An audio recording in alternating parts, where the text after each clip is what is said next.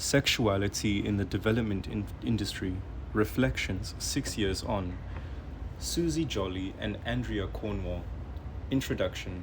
6 years ago, we published the piece on sexuality and the development industry reproduced here, coming out of a workshop in 2008. We argued that the development industry makes sexuality invisible and subjects it to implicit assumptions, even in such areas that obviously intersect with sexuality, such as population, gender, and HIV and AIDS. We described the heteronormativity and gender stereotypes in development, with people being assumed to all fit into two categories, men and women, with women being portrayed as powerless victims and men as brutish predators. We spoke of how the narratives of empowerment and subordination assume a heterosexual subject and privilege normative models of family founded on the heterosexual married couple. We called for the development industry to engage more constructively with sexuality. We cautioned against an add LGBT and stir approach and called instead to challenge these fundamental power issues of heteronormativity. We advocated pleasure-based development, not to make pleasure the new orthodoxy and turn it into a prescription, but to restore possibilities for pleasure to people those with sexualities that might be denied, such as young women, people living with HIV, people with disabilities, and older people. We called for recognition that women's sexuality not only consists of oppressive experiences, but also encompasses possibilities for pleasure. Above all, we argued that development needs to bring greater well-being and better lives for people, not just economically, but also in terms of freedom, fairness, and respect for difference, including how we define our gender and sexual preferences and how we choose to live out our sexualities. 6 years later, what has changed? For a start, our positions have changed. We have both left the IDS. Susie has moved one step into the development industry and is currently a donor at the Ford Foundation Beijing office supporting sexuality education in China. Andrea has moved one step away from the development industry and is now head of the School of Global Studies at Sussex University. However, we maintain our views on the need for new perspectives on sexuality in the development industry. The development industry has changed. We use the term development industry to describe the amorphous and contradictory set of international funding streams and associated institutions, including official development assistance, private foundations, faith-based funders, new philanthropy, and corporate contributions.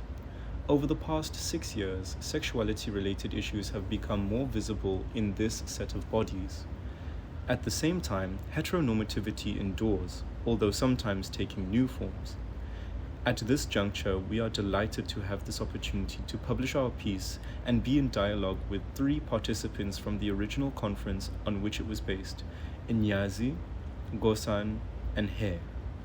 They bring an activist and academic perspective to this issue, and also share contextual factors from their different environments. What has changed? Greater visibility of sexuality-related issues, but opposition as vocal as proponents. Gosain argues that sexuality is no longer missing from development institutions' policies, as sexual rights have gained increasing legitimacy globally. Indeed, there have been major changes. Both LGBT and advocates for women SRHRs have fought for and gained platforms in discussions of the post-2015 agendas. In October 2014, the Sexual Rights Initiative, together with the national activists, made submissions at the Universal Periodic Review of the UN Human Rights Council on issues including sexual and reproductive health and rights, access to abortion and contraception, sexual orientation and gender identity, and sexual education. In September of 2014, the UN Rights Council adopted resolutions on female genital mutilation and on sexual orientation and gender identity. In the US, Obama's first term saw the lifting of the global gag rule on abortion and the suspension of 8 conditionalities, requiring the promotion of abstinence, although these changes may be more indicative of the US political context than a shift in the development industry itself. In 2013, the Supreme Court ruled that the anti-prostitution pledge was unconstitutional. In November 2014, the US Department of State and USAID hosted a conference entitled Inclusive Development and LGBTI and Human Rights, bringing together over 30 countries, agencies, bilaterals, and multilaterals. UNDP and USAID have together launched the initiative being LGBT in Asia.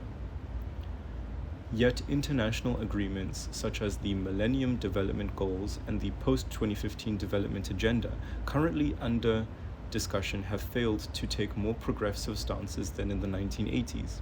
For example, paragraph 96 of the Beijing Platform for Action, which asserts women's rights to control their sexualities and definitions of reproductive health as including relationship satisfaction coming out of the 1994 International Conference on Population and Development, have not been affirmed or exceeded in subsequent official agreements. Visibility has increased, but corresponding policies and action on sexuality are yet to come. And there is an ever more vocal chorus of opposition to sexual rights from Christian right organizations and conservative states. Sporadic discussions of pleasure amid the overall persistent understanding of women's sexuality as primarily a site of violence and disease. International development organizations continue to consider women's sexuality primarily as a site of violence. A Google search for women's sexuality in international NGOs or women's sexuality United Nations generates several items on rape and violence at the top of each list. Indeed, this is an urgent problem. 1 in 3 women has experienced either physical or sexual violence from their partner, and 7% of women experience sexual assault by a non-partner at some point in their lives. Nonetheless, subsuming the entirety of women's sexuality under a rubric of violence and disease does not help solve the problem.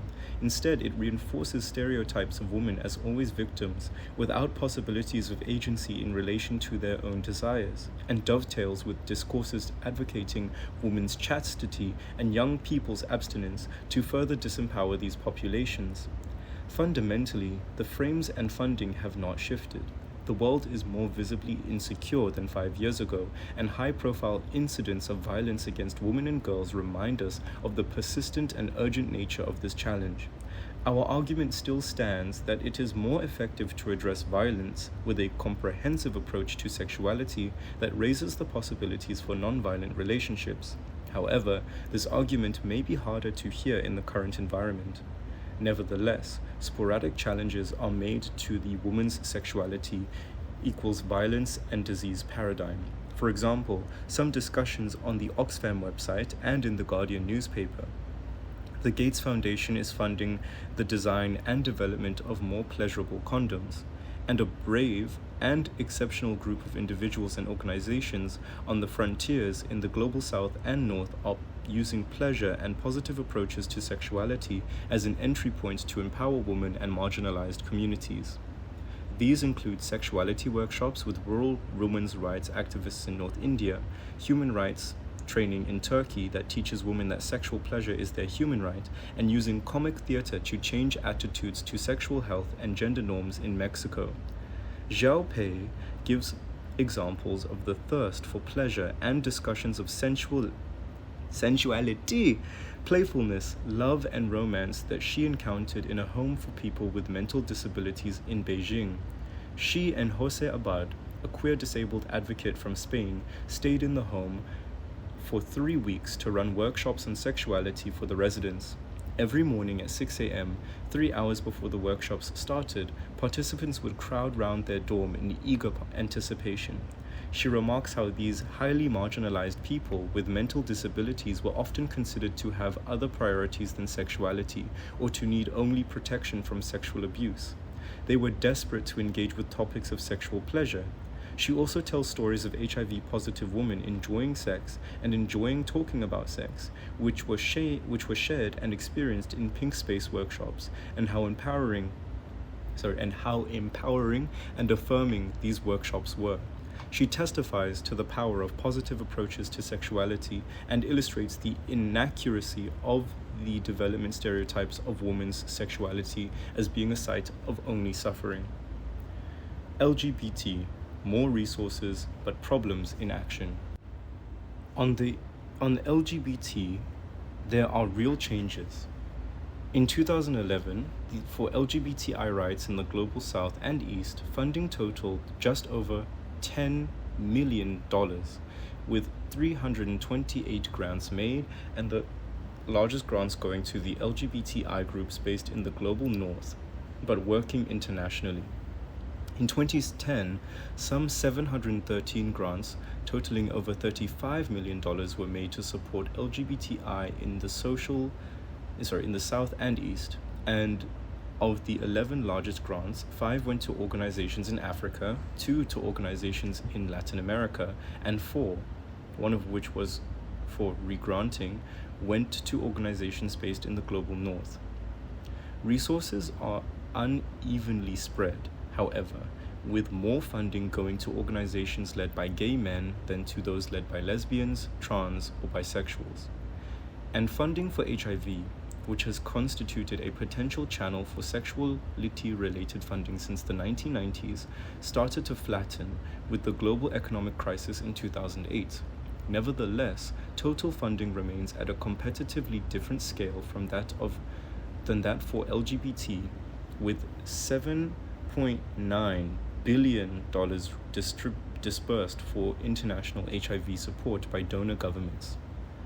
Overall resources for HIV or LGBT remain a small proportion of international development funding. Official development assistance reached the $134.8 billion in the net disbursements in 2013, and with the likely increase in relative importance of corporate contributions and new philanthropy, new funding patterns will emerge. We welcome more resources and visibility for these issues. The shift to greater visibility for LGBT has been hugely important symbolically and can bring strength and legitimacy to LGBT movements. In Beijing, one of us was recently approached by a lesbian organization with the question, each of the main LGBT groups in China have their own UN agency. Do you think we can get UN Women? This was a question which positively showed their perception of proactive possibilities within these relationships. At the same time, we also wish to monitor the new normativities that emerge. The World Bank has launched a program to examine the costs of homophobia. Arguments about these costs echo instrumentalist arguments that we should invest in women because it's good for the economy or families. Such arguments may be of value in that they may conceive of some of their audiences who respond to economic framings, but they also reinforce problematic assumptions, such as that gays are good only as long as they contribute to the neoliberal economy, and that economic underperformance is due to homophobia rather than a widespread or warped world economic system. Ways of being LGBT may be imposed by donors with Western models of sexuality. For example, how does the Swedish International Development Agency combine its support for LGBT with its abolitionist stance on sex work, when the reality is that transactional sex is an important livelihood strategy for many people who are marginalized on account of their sexuality, e.g. single women, LGBT people in the global South and North.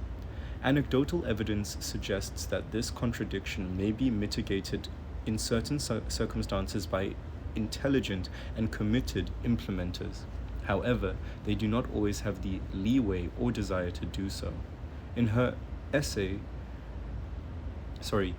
He, in her essay, gives an example of an indigenous formulation of queer relationships that may challenge LGBT models promoted by some Western donors. She describes marriages of convenience between lesbians and gay men, which can be understood as a surrender to homophobia or a pragmatic use of the material contract with similar pros and cons that it offers to heterosexuals. She describes how one man married a lesbian in order to gain a local residence permit so he can stay with his boyfriend and demonstrate his commitment to him. How do donors respond to such formulations? A lesbian activist who created a website for gay men and lesbians to find each other for this kind of marriage applied to take part in the study tour to the US funded by a US donor organization. She was declined. She asked the contact in China why she did not get in, and the cutoff reply was that her activities did not fit with their goals. He calls for the development industry to recognize the institution of marriage as a problem and to challenge inequality between married and unmarried people instead of providing support for LGBT campaigns for same-sex marriage. At the same time as increasing visibility for LGBT in development, Nyanzi alerts us to new repressive legal regimes in Uganda, Nigeria, and India in relation to LGBT and the continuous politics of withdrawing development aid and bilateral funding in response to these new repressive regimes. These regimes both build on colonial history and draw strength from contemporary US Christian and evangelism. Several donors have funded documentation of the role of American evangelicals in promoting homophobic laws in Uganda. This is an intelligent use of development funding to address issues of sexuality and Western imperialism. Calls for the withdrawal of development funding as a sanction to do the opposite, setting the North up as an arbiter for civilized sexualities and withdrawing funding from people of all sexualities in the global South. Trans visibility, opening a space for change. Gossin reminds us of the communities between colonialism and development's disciplining of sexuality and ordering of gender. He cites British colonial laws in Guyana, which penalize men's dressing as women and sexual relations between men, a law which was used against 7 Guyanese people in 2009, accusing them of being men dressed in female clothing in public. The late Giuseppe Campuzano, in a previous essay, outlined a parallel trajectory in colonizing and development forces' imposition of gender binaries in Latin America. Nyanzi also cites several alternative gender categories indigenous in non-Western cultures, suppressed by subsequent colonial development. Gossin examines the ways the Guyanese state, in the 2009 incident, sought to uphold these colonial gender orders to demonstrate they have become the kinds of advanced societies of their former colonizers. Gossin also outlines the ways that a Guyanese sexual rights organization attempted to defend the 7 persons with a nuanced response to the charges that engaged with nationalist anxieties, evoking diverse gender expressions as both part of indigenous culture and part of the contemporary cosmopolitan world. Increasing visibility of the trans movement internationally may be shifting some of the essentialisms with which discourses of LGBT and women tend to be plagued, with contributions from organizations such as SASOD being a key part of this change. And the messages are reaching the edges of development industry. In China, the UNDP recently hosted an event to celebrate International Transgender Day. In Berlin in December 2013, Global Action for Trans Equality, Open Society Foundations, and Wellspring Advisors partnered to host a convening of 22 trans and intersex activists with 24 foundation and bilateral donors. Susie was happily able to take part. Even trans can be co-opted by normativities and colonialist dynamics. At the Berlin meeting, an Argentinian activist questioned why US agencies supporting LGBT continue to take people on study trips to the US when countries such as Argentina are far more advanced over the US in terms of laws. And one US trans activist and developed professional at the conference actually described Africa as uncivilized and framed the problem as simply a lack of access to gender-affirming surgery and legal possibilities to change sex, with no suggestion that a diversity of gender expressions might be needed. However, the conference conclusions overall were highly constructive, including recommendations for donors to support peer-led funding models, enable local communities to identify their own language, problems, and solutions to allow their priorities to drive funding strategies, and document histories of gender, non-conforming identities, and non-binary gender expressions. Goodness gracious, I am struggling to read. Give me 1 second. We hope that the development industry moves beyond the gender binary without simply and scripting a normative third gender category of trans. If these diversities could be taken beyond the issue of transgender and applied to allow the development industry to go beyond the stereotyped and rigid gender categorizations for all people and focus instead on challenging discrimination on the basis of gender and sexual rights for people of all genders, this would be an amazing step forward. There are hints of such possibilities.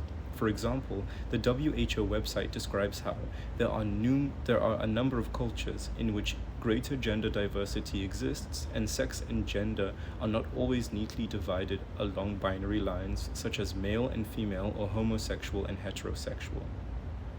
Conclusion. Over the past 6 years, sexuality has become more visible and more spoken about in relation to development by both rights advocates and opponents. Sporadic challenges emerge to the paradigm of women's sexuality as only about violence and disease, but the overall framework endures. Resources for LGBT rights have increased, but so also have resources for homophobic campaigns, although the amounts are hard to track. Even when LGBT rights advocates gain the upper hand, new normativities risk emerging. Will LGBT, particularly the possibilities illuminated by trans, be incorporated into a gender normative and colonialist tradition of development, or will they break through the gender binaries and neoliberal frameworks to contribute to real alternatives?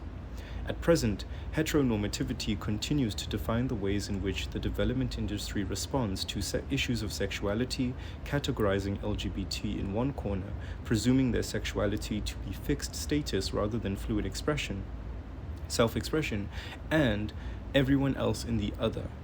Those who are in the unmarked category of the sexual minorities are assumed to conform to a set of normative ideals of heterosexuality, including marriage, rather than a set of normative ideals of